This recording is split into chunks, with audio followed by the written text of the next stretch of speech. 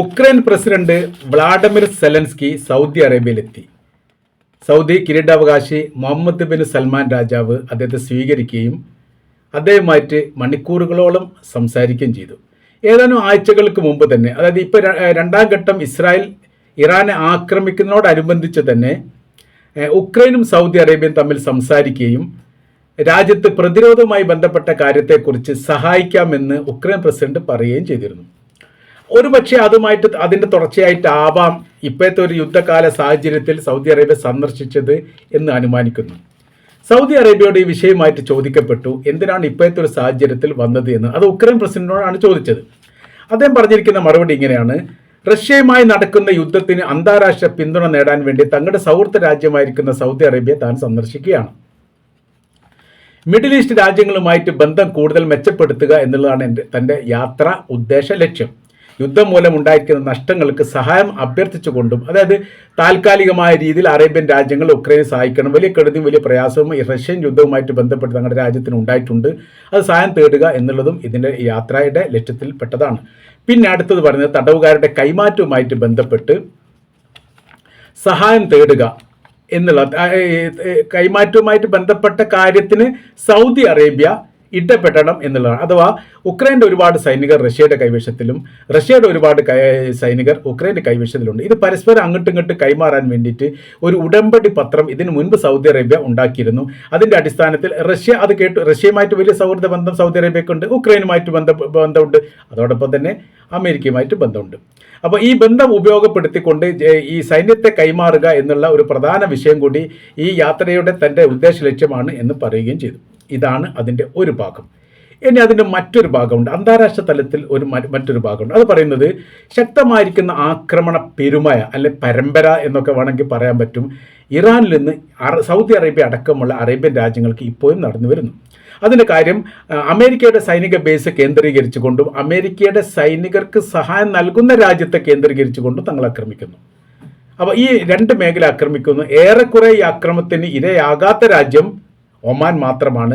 എന്നാലും ഒമാൻ്റെ കടൽ തീരത്തുള്ള 2 കപ്പലിനെ ഇറാൻ ആക്രമിക്കുകയും ചെയ്തിട്ടുണ്ട്. അതിൻ്റെതായിരിക്കുന്ന ന്യായ കാരണങ്ങളൊക്കെ ഒരു പറഞ്ഞിട്ടുണ്ട്, നമ്മൾ ആ വീഡിയോയിൽ പറയുകയും ചെയ്താണ്.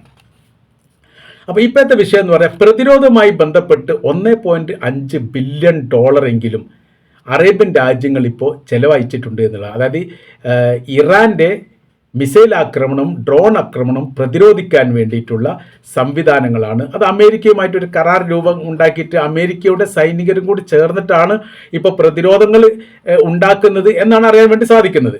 അപ്പോൾ ഈ രാജ്യത്തെ സംരക്ഷിക്കുന്നതുമായിട്ട് ബന്ധപ്പെട്ട കാര്യം. പക്ഷേ അതിൻ്റെ ഇടയിൽ തന്നെ കുറേ വിഷയങ്ങൾ വരുന്നുണ്ട്. ഒന്നാമത്തത്, സൗദി അറേബ്യയുടെ റിഫൈനറി ആയിരിക്കുന്ന അറാംകോ റിഫൈനറി ആക്രമിച്ച് 2 പ്രാവശ്യം. അത് തങ്ങളല്ലെന്ന് ഇറാൻ പറഞ്ഞു. അതോടുകൂടി ഇതിൻ്റെ ആന്തരികമായ രീതിയിൽ ഈ പ്രശ്നങ്ങൾ വഷളാക്കാൻ വേണ്ടിയിട്ടോ അല്ലെങ്കിൽ സാമ്പത്തിക തകർച്ച ഉണ്ടാക്കാൻ വേണ്ടിയിട്ടോ ചില ഇടപെടലുകൾ ഇസ്രായേലിൻ്റെ നേതൃത്വത്തിലോ അല്ലെങ്കിൽ അമേരിക്കയുടെ നേതൃത്വത്തിലോ നടക്കുന്നുണ്ട് എന്നുള്ളതാണ്.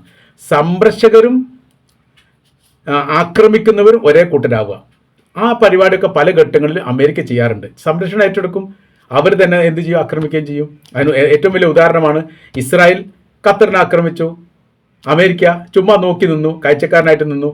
അപ്പോൾ ആക്രമിക്കാൻ പറഞ്ഞിട്ടുണ്ട്, എന്നാൽ ഇവിടെ പ്രതിരോധം ഉണ്ടാക്കുമെന്ന് പറയും ചെയ്തിട്ട് പ്രതിരോധം ഉണ്ടാക്കിയിട്ടില്ല. ഇപ്പോൾ ഹൂത്തികൾ പറഞ്ഞിരിക്കുന്ന പ്രധാനമായിരിക്കുന്ന ഒരു നിലപാടുണ്ട്. ആ നിലപാട് അന്താരാഷ്ട്ര തലത്തിൽ വലിയ ചർച്ചയാണ്. അമേരിക്കയുമായിട്ട് യുദ്ധം ചെയ്ത് വിജയിച്ച ഏക സൈനിക ട്രൂപ്പാണ് ഹൂത്തികൾ എന്ന് പറയുന്നത്.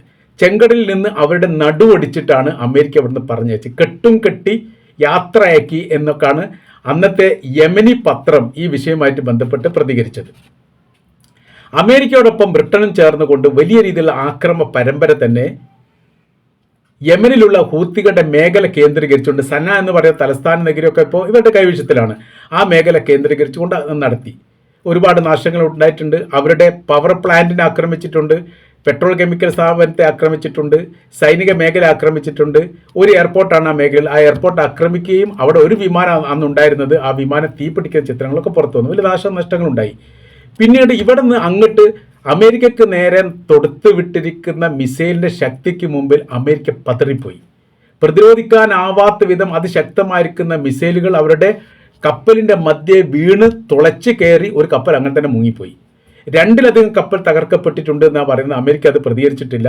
ഏതായിരുന്നാലും ഒരു കപ്പലിനെ പതുക്കെ കെട്ടിവലിച്ചുകൊണ്ട് ഗ്രീസിൽ അവർ എത്തിച്ചിട്ടുണ്ട് അറ്റകുറ്റപ്പണിക്ക് എന്ന് പറയുന്നു. ചിലപ്പോൾ ടയർ പഞ്ചറായതായിരിക്കാം എന്നുള്ളതാണ് അറേബ്യൻ മേഖല അതിന് കളിയാക്കിയിട്ട് ഒരു കാർട്ടൂണൊക്കെ വെച്ചത്. കപ്പലിൻ്റെ ടയർ പഞ്ചറായിരിക്കുന്നു, അത് മാറ്റി കൊടുക്കാൻ വേണ്ടിയിട്ട് പതുക്കെ ഗ്രീസിലേക്ക് അടുപ്പിക്കുന്നു എന്ന തരത്തിൽ. വിഷയം എന്ന് പറയുന്നത് സെലൻസ്കി അമേരിക്കയുടെ പക്ഷമാണ്, സൗദി അറേബ്യ അമേരിക്കയുടെ പക്ഷമാണ്. അമേരിക്ക പക്ഷം എന്ന് പറഞ്ഞ സമയത്ത് നയതന്ത്ര ബന്ധമുണ്ട്, സൗഹൃദ ബന്ധമുണ്ട്. അങ്ങനെ ഇവർ ഒന്നിച്ചുകൊണ്ട് ഇറാനെ നേരിടുന്ന ഒരു സാഹചര്യങ്ങൾ ഉണ്ടാവുമോ എന്ന് സംശയിക്കുന്നു. അന്താരാഷ്ട്ര തലത്തിൽ രാഷ്ട്രീയപരമായിരിക്കുന്ന ചർച്ചയോടനുബന്ധിച്ച് സെലൻസ്കിയുടെ ഇപ്പോഴത്തെ രംഗപ്രവേശം പ്രതിരോധ സംബന്ധമായിരിക്കുന്ന കാര്യങ്ങൾ എന്ത് ചെയ്യും, സെലൻസ്കി ഇവർക്ക് നൽകും. വലിയ രീതിയിലുള്ള പ്രതിരോധ സംവിധാന കാര്യങ്ങൾ ഉക്രൈൻ്റെ കൈവശത്തിൽ ഉണ്ടായതുകൊണ്ടാണ് ആ രാജ്യം ഇപ്പോൾ നിലനിൽക്കുന്നത്. അല്ലെങ്കിൽ എന്നോ അത് പടലായി പോകാൻ ആ മാതിരിയുള്ള ആക്രമണമാണ് റഷ്യയുടെ ഭാഗത്തുനിന്ന് ഉണ്ടാകുന്നത്. അപ്പോൾ പ്രതിരോധിക്കാൻ ഈ സൗദി അറേബ്യ അടക്കമുള്ള അറേബ്യൻ രാജ്യങ്ങൾക്ക് നേരെ ഇസ്രായേലിൻ്റെ ഇറാൻ്റെ ഭാഗത്തുണ്ടാകുന്ന ആക്രമണത്തെ പ്രതിരോധിക്കാൻ വേണ്ടി പ്രതിരോധ സംവിധാനങ്ങൾ ഒരുക്കുക എന്നുള്ളത് ഈ ഉക്രൈൻ എന്ന് പറയുന്ന രാജ്യം അല്ലെങ്കിൽ അവിടുത്തെ വ്ളാഡിമിർ സെലൻസ്കി എന്ന് പറയുന്ന പ്രസിഡന്റ് സൗദി അറേബ്യക്ക് അടക്കം ചെയ്തു കൊടുക്കും. പക്ഷേ ഇവിടെ ഹൂത്തികൾ പ്രതികരിച്ചത് അങ്ങനെ തന്നെ ആ തരത്തിൽ ഞങ്ങൾ വിശ്വസിക്കില്ല.